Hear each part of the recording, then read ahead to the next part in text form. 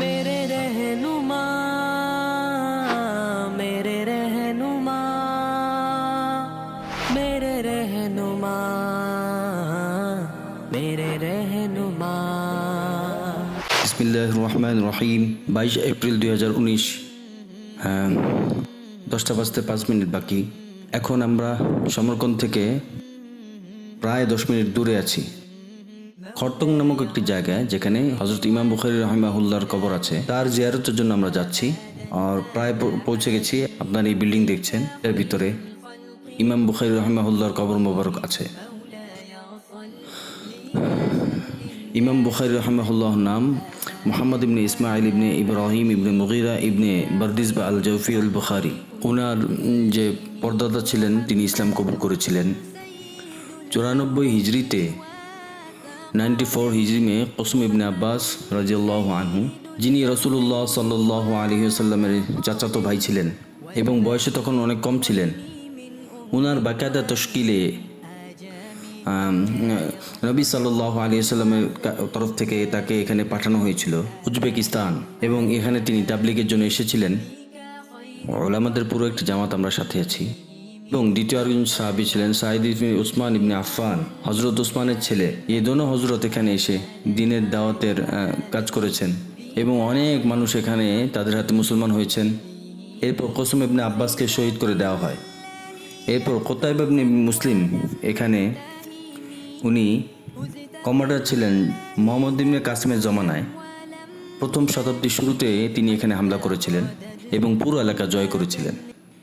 তখন এই উজবেকিস্তান ছিল এক ইসলামী সালতানাত হয়ে গেল এবং বনু উমাইয়া এবং এরপর বনু আব্বাসের খেলাফত কায়েম হলো এখানে। এবং প্রায় 200 বছর সময়ে, মানে প্রথম দিকের 200 সালের মধ্যে সব মানুষ এখানকার মুসলমান হয়ে গিয়েছিল। আর এখানে 90% লোক, এখানকার জনসংখ্যা প্রায় 30 লক্ষ, এবং এখানে 90% লোক মুসলমান এবং সবাই মাসলাকের দিক দিয়ে ফিকহে হানাফিকে ফলো করে। আর ইমাম বুখারী রাহিমাহুল্লাহ তাআলা এখানে বুখারায় জন্মগ্রহণ করেছিলেন, যা সমরকন্দ থেকে আসতে 2-2.5 ঘন্টা লেগেছিল আমাদের আসতে। তো ওখানে বুখারায় ইমাম বুখারী রাহিমাহুল্লাহ জন্মগ্রহণ করেছেন 194 হিজরিতে, এবং 256 হিজরিতে ওনার এখানে ইন্তেকাল হয়েছিল খরতংয়ের এই জায়গাটা, যা সমরকন্দ থেকে 10 মাইলের দূরে অবস্থিত। ইমাম বুখারী রাহিমাহুল্লাহ তাআলা অনেকগুলো বিষয়ে তার জ্ঞান এবং দক্ষতা হাসিল হয়েছিল, কিন্তু ওনাকে আল্লাহ তাআলা যে বিশেষত্ব দিয়েছিলেন তা হচ্ছে ইলমে হাদিস। বিভিন্ন দেশে তিনি সফর করেছেন এবং ওখান থেকে ইলম হাসিল করেছেন, ওখান থেকে হাদিসগুলো জমা করেছেন। 9 লাখ হাদিস থেকে বুখারীর জন্য মুকাররারাত সহ 9000 হাদিস তিনি নির্বাচন করেছিলেন। তো সহিহ বুখারী এটা একটা বিশেষত্ব ছিল যে ইমাম বুখারী রাহমাতুল্লাহি আলাইহি এটাতে সেই হাদিসগুলো জমা করেছেন যেগুলো সনদের সহিহ ব্যাপারে পুরো উম্মতের ইজমা ছিল। আর এটা অনেক মুশকিল কাজ ছিল, কারণ এটাতে অনেকগুলো হাদিসের সনদগুলো সংরক্ষিত রাখা, আর সেগুলোর বর্ণনাকারীর অবস্থাসমূহ সংরক্ষিত রাখা, কোন কোন রাবির বিশুদ্ধতার উপর ইজমা আছে এবং কার কার সনদের উপর ইজমা আছে, এটা অনেকই মুশকিল কাজ ছিল। কিন্তু ইমাম বুখারী রাহিমাহুল্লাহু তাআলা এই মুশকিলতর যে কাজটি আঞ্জাম দিয়েছেন। বিসমিল্লাহির রহমানির রহিম। ইমাম বুখারী রাহমাতুল্লাহি আলাইহি কবর, এখানে কারো আসার অনুমতি নাই, কিন্তু আমাদেরকে এখানে বিশেষভাবে পারমিশন দেওয়া হয়েছে। এখানকার লোক বাইরে থেকেই দোয়া করে চলে যায়। আমাদের এখানে বিশেষভাবে সম্মান দেওয়া হয়েছে উলামাদের বরকতে। মুফতি মুহাম্মদ সাহেব এখানে ইমাম বুখারী রাহমাতুল্লাহি আলাইহি ফাজাইল সম্পর্কে কিছু বয়ান করেছেন, আমরা এসে পড়লাম। বিসমিল্লাহির রহমানির রহিম। এই দরজায় আমরা গিয়েছিলাম ইমাম বুখারী রাহিমাহুল্লাহর কবর, যা আপনাদেরকে আমরা জিয়ারত করিয়েছি। এখানে যেহেতু সাধারণভাবে পারমিশন নাই, কিন্তু ওলামাদেরকে এখানে বিশেষভাবে পারমিশন দেওয়া হয়েছিল, এই জন্য শুধু বাইরে থেকেই দাঁড়িয়ে দোয়া করে চলে যায়। এটা খুব মাথায় থাকে, যাতে কবরকে এভাবে পাকা করা এবং এভাবে পাকা করে উঁচু করা। তো যে মুসলমান বাদশাহ অতীত হয়েছে তারা মোহাম্মদ এবং ভালোবাসায় এরকম করেছে। ফোকাহা এবং মুহাদ্দিসিন যারা ছিল এবং বিখ্যাত ব্যক্তিত্ব যারা ছিল তাদের কবরও উঁচা করেছে, তাদের মাজারও বানিয়ে দিয়েছে, কিন্তু তাদের এই আমল আমাদের জন্য প্রমাণ নয়। তো আমি এটা বলছিলাম যে যে لم تزم ولم تهيم حتى غادت আমাদের এখানে আজব অবস্থা ছিল মনের, যখন কবরের পাশে দাঁড়িয়ে মুফতি মোহাম্মদ সাহেব ইমাম বুখারী রাহিমাহুল্লাহর ফাজাইল সম্পর্কে কিছু বয়ান করেছিলেন। আর তারপর কারি হানিফ জালান্দরি সাহেব যে আছেন তার ছেলে পুরি সনদ যেটা আছে, আমরা যেসব আকাবিরদের কাছ থেকে হাদিস পড়েছি, বুখারী পড়েছি, সেই পুরো আকাবিরদের সনদকে বয়ান করেছেন এবং ইমাম ইবনে হাজার থেকে হয়ে ইমাম বুখারী রাহিমাহুল্লাহ তাআলা পর্যন্ত, ইমাম বুখারী রাহিমাহুল্লাহ তাআলা পর্যন্ত এবং ইমাম বুখারী পর্যন্ত এবং তারপর এবং রাসূল সাল্লাল্লাহু আলাইহি সাল্লাম পর্যন্ত পৌঁছিয়েছেন। ইমাম বুখারী রাহিমাহুল্লাহর কবরের পাশে যে এইভাবে হাদিস পড়া হলো, তো এক আজব কাইফিয়াত ছিল, সবার চোখ থেকে পানি পড়ছিল, সবার চোখ থেকে পানি ঝরছিল, এক আজব কাইফিয়াত ছিল যে আল্লাহ তাআলা কিরকম ইসলামকে এই ধরনের জানওয়ালাদের দিয়ে এবং এই ধরনের ব্যক্তিত্ব দিয়ে ইসলামকে সংরক্ষিত করেছেন, যে আজ পর্যন্ত সেই সনদগুলো অ্যাজ ইট ইজ চলে আসতেছে।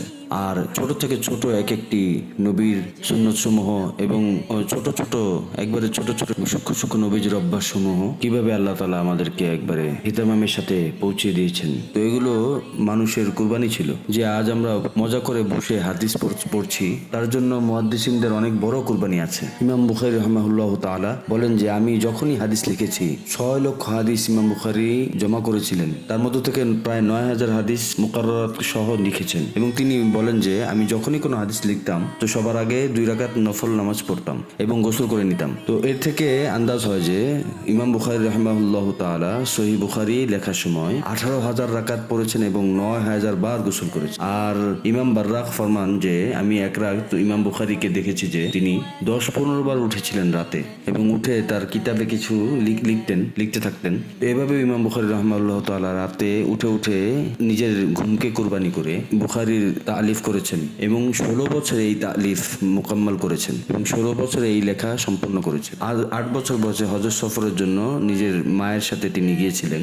8 বছর বয়সে উনি নিজের মায়ের সাথে হজ করার জন্য গিয়েছিলেন। সেখানে বিশেষভাবে যে নিজের যে বেসিক উলুম তিনি তার সূচনা করেছিলেন এবং ইমাম বুখারী রাহিমাহুল্লাহ তাআলা সবার আগে নিজের পিতার কাছে ইলম হাসিল করেছেন। ইমাম বুখারীর যে পিতা ছিলেন ইসমাইল ইবনে ইব্রাহিম, তিনি ইমাম মালিক এবং আব্দুল্লাহ ইবনে মুবারকের শাগিরদের মধ্যে একজন, তিনি অনেক বড় মুহাদ্দিস ছিলেন। তো সবার আগে ইমাম বুখারী তার বাবার কাছ থেকে ইলম হাসিল করেছেন। এরপরে তিনি তার যে অনেক গুরুত্বপূর্ণ মাশায়েখদের মধ্যে একজন, যিনি তার জীবনে অনেক বড় প্রভাব ফেলেছিলেন, তার মধ্যে ইমাম আহমদ ইবনে হাম্বল, ইয়াহইয়া ইবনে মাইন, আলী ইবনুল মাদিনী, মোহাম্মদ ইবনে ইউসুফ আছেন।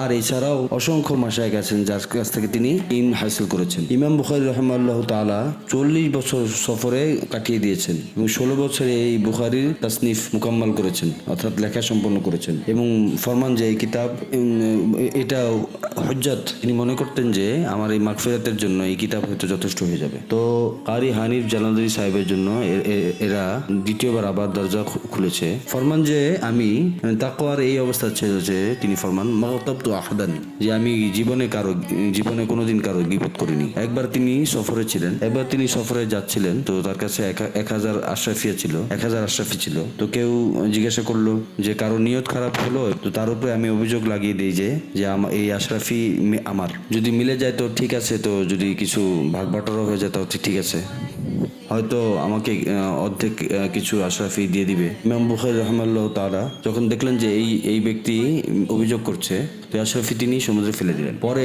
ওই ব্যক্তি তাকে জিজ্ঞাসা করলেন যে আপনি 1000 আশরাফি এত বড় সম্পদ, 1000 আশরাফি সোনাল, তা তো মামুলি কোনো জিনিস নয়, আপনি এরকম কুরবানি কেন করলেন? তিনি ফরমালেন যে আমি এটা চাই না যে মানুষের আঙ্গুল আমার দিকে উঠুক। অভিযোগ লেগে গেলে কিছু না কিছু তো সন্দেহ পয়দা হয়ে যায়, তার কারণে যে আমি হাদিস বয়ান করতেছি তার উপর থেকে মানুষের ভরসা খতম হয়ে যাবে। নিজের ভীষণের জন্য ইমাম বুখারী রাহিমাহুল্লাহ তাআলা কত বড় কুরবানি দিয়েছেন। ইমাম বুখারী রাহিমাহুল্লাহ তাআলা বুখারা থেকে নিশাপুর গিয়েছেন, সেখানে তার জবরদস্ত ইস্তেকবাল করেছেন। ইমাম জেহলি যখন মানুষ জানতে পারলো যে হাদিসের এত বড় ইমাম তশরিফ আনছেন, তো ইমাম জেহলির হুকুমে 4000 ঘোড়ার সাথে তার ইস্তেকবাল করেছিলেন, আর পুরা শহর নেমে এসেছিল তার ইস্তেকবাল করার জন্য। কিন্তু সেখানে কেউ একজন কোনো ইখতিলাফ ইখতিলাফি মাসালা আলোচনা শুরু করে দিয়েছিল, সেখানে বাদিয়ে দিল। তো আপনাদের জানা আছে যে উম্মতের মধ্যে ইখতিলাফ সবসময় উম্মতের বরবাদির কারণেই হয়েছে। তো খলক কোরআনের মাসলা ওই সময় অনেক বিখ্যাত ছিল। আর নিশাপুরে বেশিরভাগ ইমাম আহমদ ইবনে হাম্বলকে অনুসরণকারী লোক ছিল। এই মাসলা অনেক সঙ্গীন ছিল তারা। ইমাম বুখারী যখন সেই মাসলা বললেন, ফিতনাপরস্ত যারা ছিল তারা ভুলভাবে তা উপস্থাপন করলো। তো পুরো এলাকায় একবারে একটা আগুন ছড়িয়ে গেল। তো ছোট্ট একটা কথাকে ফিতনা সৃষ্টিকারীদের জন্য অনেক বড় একটা আগুনের গোলা বানিয়ে নিয়েছিল মানুষের। তো পরিণামস্বরূপ ইমাম বুখারীকে সেখান থেকে বের হয়ে যেতে হলো। তো তিনি তারপর ফিরে আসলেন তার শহর বুখারা এলেন এবং তিনি যখন তার দর্শে হাদিসের দর্শ পুনরায় আরম্ভ করলেন, বুখারার যে গভর্নর ছিলেন সে সময়, সে বলল যে আমার সন্তানদেরকে আপনি অন্যদের থেকে আলাদা পড়াবেন। ইমাম বুখারী এই কথাকে বরদাস্ত করলেন না, বললেন যে হাদিসে রাসূল এসব সবার জন্য বরাবর, এটাতে আমির গরিব কোনো শাহজাদা এবং সাধারণ মানুষের মধ্যে কোনো বিভেদ আমি করতে পারি না, কোনো পার্থক্য আমি করতে পারি না। তো বাদশার অনেক রাগ হলো। এতে তো বারবার ইসরার করতে থাকলো ইমাম বুখারী, তিনি বারবার এই অনুরোধকে প্রত্যাখ্যান করতে থাকলেন। পরিণামস্বরূপ সে ইমাম বুখারীকে নির্বাসনে পাঠিয়ে দিলেন। তো ইমাম বুখারীকে শেষ পর্যন্ত তার জন্মস্থান বুখারা থেকে বের হয়ে যেতে হলো। যখন তিনি বের হলেন তখন মন অনেক খারাপ করলেন। নিশাপুর থেকেও বের হয়ে গেলেন এবং এখান থেকেও বের হয়ে গেলেন। তো মনে অনেক কষ্ট পেলেন। তো তিনি আল্লাহর কাছে দোয়া করলেন, আল্লাহুম্মা কবিজনি। তো এই দোয়া থেকে বোঝা যাচ্ছিল যে তিনি আর বেশি বাঁচতে চান না দুনিয়াতে। গাধার উপরে সওয়ার ছিলেন তিনি। সমরকন্দ থেকে প্রায় 20 মাইল দূরে এক এলাকা ছিল খরতং, যেখানে আমরা আজ দাঁড়িয়ে আছি। ফার্সিতে গাধাকে বলে, তাং এর অর্থ স্টপ। তো ইতিহাসের রিওয়ায়াত আছে, আল্লাহু আলম এটার হাকিকত কি। ইমাম বুখারী যে শহরে ছিল সে এখানে এসে থেমে গেল, যেখান থেকে তিনি এটা অনুমান করেছিলেন যে হয়তো আল্লাহ তাআলা এটা চান যে আমি এখানেই ক্যাম্প করি, এখানেই অবস্থান করি। এখানে তার খালারও ঘর ছিল যেখানে তিনি অবস্থান করেছিলেন এবং কিছু সময় পর তার এখানে ইন্তেকাল হয়ে গেল। ইন্তেকালের আগে অনেক বড় মুহাদ্দিস স্বপ্ন দেখলেন যে রাসূলুল্লাহ সাল্লাল্লাহু আলাইহি ওয়াসাল্লাম, হযরত আবু বকর এবং অন্যান্য অনেক সাহাবা এবং অন্যান্য সাহাবারা অপেক্ষায় দাঁড়িয়ে আছেন যে সেই মুহাদ্দিস বলেন যে আমি জিজ্ঞাসা করলাম, ইয়া রাসূলুল্লাহ, আপনি কার অপেক্ষা দাঁড়িয়ে আছেন? রাসূল ফরমালেন যে আমি মোহাম্মদ ইবনে ইসমাইল ইমাম বুখারীর অপেক্ষা দাঁড়িয়ে আছি এবং তার ইস্তেকবালের জন্য দাঁড়িয়ে আছি। ফরমান যে আমি ওই দিন এবং তারিখ নোট করে রাখলাম। পরে যখন তাহকিক করলাম, যে জানতে পারলাম যে ওই দিনই ইমাম বুখারী রাহিমাহুল্লাহর ইন্তেকাল হয়েছিল। দূরত্ব অনেক ছিল, কোনো খবর পৌঁছাতে অনেক সময় লেগে যেত। যখন এই ইমাম বুখারী রাহিমাহুল্লাহর ইন্তেকাল হলে তখন তার ইন্তেকালের খবর জঙ্গলে আগুন লাগার মতো অনেক বড় মজমা হয়ে গেল এবং মানুষ রক্তের অশ্রু বইয়ে দিচ্ছিল। যে এই হাদিসের অনেক বড় হাদিসে রাসূল সাল্লাল্লাহু আলাইহি ওয়াসাল্লামের অনেক বড় সরচশমার ইন্তেকাল হয়ে গেল। একটু এই ইকবাল কুরাইশি সাহেবকে একটু আসসালামু আলাইকুম ওয়া রাহমাতুল্লাহ।